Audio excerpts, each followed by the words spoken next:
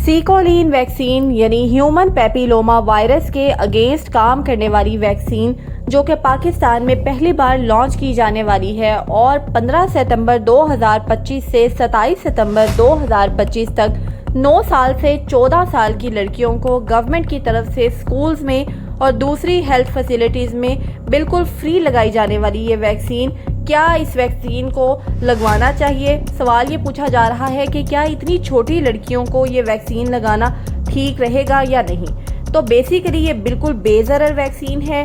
ये यंग लड़कियों को HPV वायरस के एक्सपोजर से पहले ही बचा लेती है, क्योंकि ह्यूमन पैपिलोमा वायरस एक ख़तरनाक वायरस है।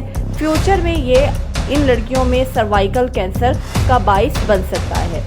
सर्विक्स जो होती है वो यूट्रस का सबसे नीचे वाला पार्ट होता है।